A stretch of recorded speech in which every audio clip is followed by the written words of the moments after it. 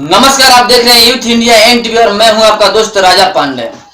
नीतीश कुमार आखिर क्यों करवाना चाहते थे जातीय जनगणना?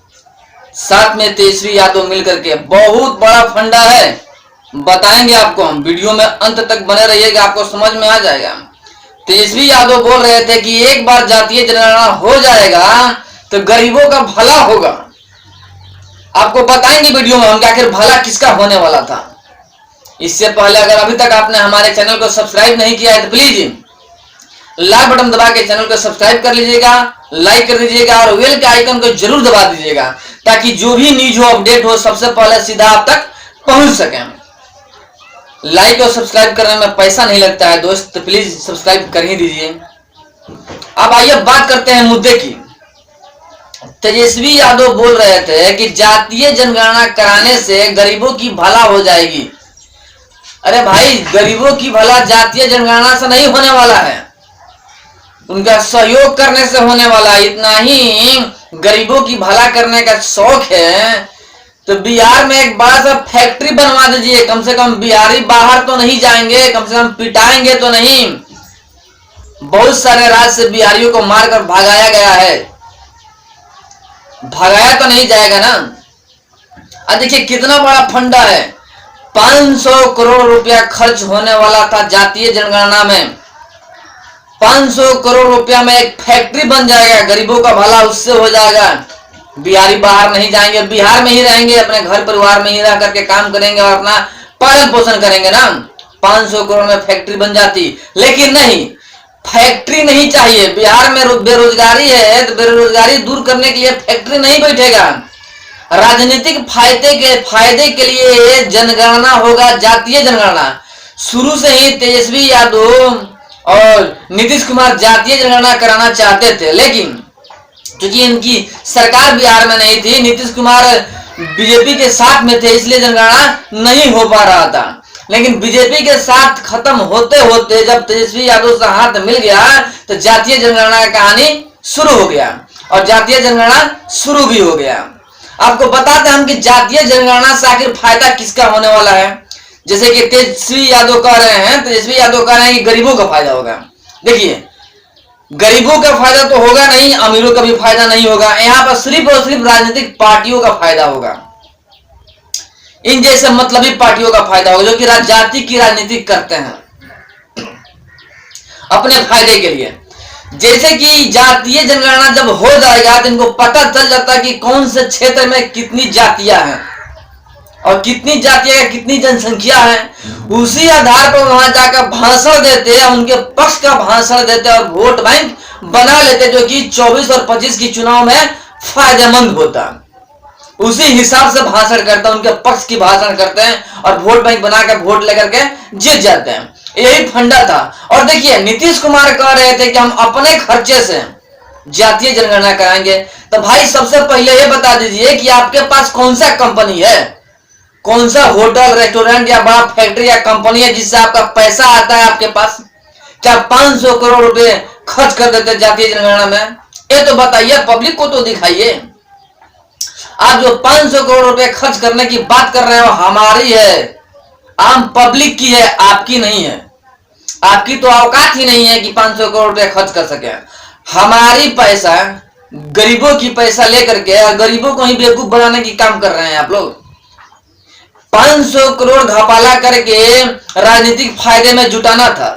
24 और 25 के चुनाव में घपाला करना था 500 करोड़ का। जातीय जनगणना के पीछे बहुत भारी राज था, जो कि हाई कोर्ट ने फटकार लगाते हुए मनाही कर दिया कि जातीय जनगणना नहीं होगी, अंतरिम रोक लगा दी। नीतीश कुमार सुप्रीम कोर्ट तक पहुंच गए जातीय जनगणना शुरू करवाने के लिए, लेकिन गमनियत देखिए, सुप्रीम कोर्ट ने भी हाई कोर्ट की फैसले को नकार नहीं पाया और सुप्रीम कोर्ट ने भी मनाही कर दिया कि हाई कोर्ट के फैसला जो है वो सही है, जातीय जनगणना नहीं होनी चाहिए। जातीय जनगणना से सिर्फ और सिर्फ घाटे था, फायदा तो था ही नहीं। आज से बहुत साल पहले अंग्रेजों ने 1912 से 36 के बीच में जातीय जनगणना करवाया था, जिसका फलस्वरूप हिंदुस्तान पाकिस्तान 2 देश बन गया।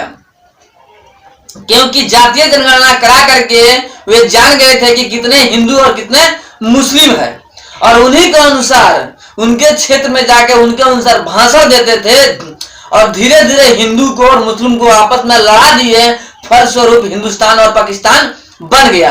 अगर जातीय जनगणना नहीं हुआ होता उस वक्त तो हिंदुस्तान पाकिस्तान नहीं बनता। इतिहास पलट के देख सकते हैं आप।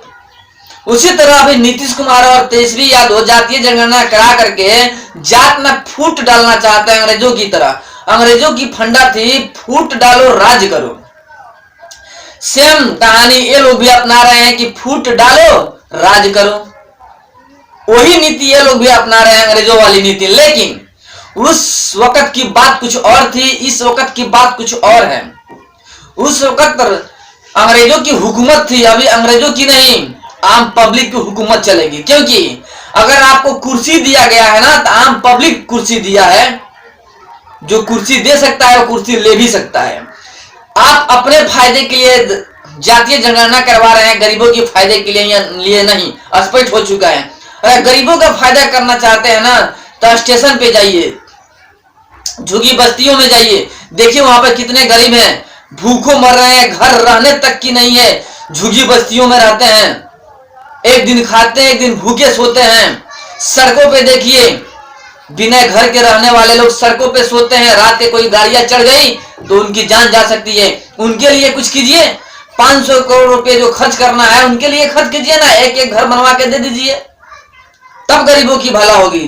फैक्ट्री बनवाइए, तब गरीबों की भला होगी, न कि जातीय जनगणना से गरीबों की भला होगी। जातीय जनगणना से सिर्फ और सिर्फ राजनीतिक पार्टियों की ही भला होगी। बीजेपी हमेशा से जातीय जनगणना का विरोध रहा है, अब विरोध किया है, क्योंकि उनको पता है कि जातीय जनगणना से लोगों का हानि होने वाला है। सबके अंदर तरक्की छोड़ के सिर्फ हमारी जात इतना है, हमारी जात इतना है, हमारी जात इतना है, हमको इतना आरक्षण मिलना चाहिए, हमको इतना आरक्षण मिलना चाहिए, यही बात का सिलसिला चालू हो जाएगा। पहले था राम मंदिर का मुद्दा जो कि सलट गया, कश्मीर का मुद्दा जो कि सलट गया, अब राजनीतिक मुद्दा में ला करके जातीय जनगणना फंसा देना चाहते थे नीतीश कुमार और तेजस्वी यादव के लोग, फिर इसी में उलझ जाए, यानी तरक्की ही ना हो बिहार की। यही वजह है कि बिहार की तरक्की नहीं हो पाती और बिहार के जो आम पब्लिक है समझ नहीं पाते हैं और उनकी फायदा उठाते हैं यहाँ के राजनीतिक पार्टियां। लेकिन एक बात बता दें आपको, उनके बिहार के जो लोग हैं ना वो समझदार हो चुके हैं, आपकी सारी बात समझ रहे हैं कि आप क्या कर रहे हैं क्या नहीं कर रहे हैं। बेरोजगारी नहीं हटेगी, जातीय जनगणना होगी। यहाँ के आम पब्लिक समझ चुकी है और आपकी कहानी नहीं चलेगी, आपकी राजनीतिक नहीं चलेगी, पब्लिक आपको बताएगी आपकी औकात। यही सारी बातों को मनीष कश्यप दिखाते थे, हकीकत दिखाते थे, बिहार की कमियां धरातल पर जाकर दिखाते थे। जहां पे प्रिंट मीडिया और हाउस मीडिया नहीं पहुंच पाती है ना, वहां तक मनीष कश्यप पहुंचते थे और दिखाने की कोशिश करते थे, जिनकी वजह से अपनी बदनामी को बचाने की वजह से बिना मतलब के केस में फंसा कर अंदर डाल दिया गया है मनीष कश्यप को, और एनएसए जैसा एक्ट लगा करके परेशान कर दिया गया है मनीष कश्यप को। बाकी आप लोग कमेंट में जरूर बताइए कि हमारी बात कहां तक सही है, जातीय जनगणना सही था क्या, मनीष कश्यप को जेल हुआ है सही है कि गलत है, आप लोग कमेंट में जरूर बताइएगा। आपसे फिर मिलते हैं हम एक बड़े अपडेट के साथ में, तब तक के लिए जय हिंद।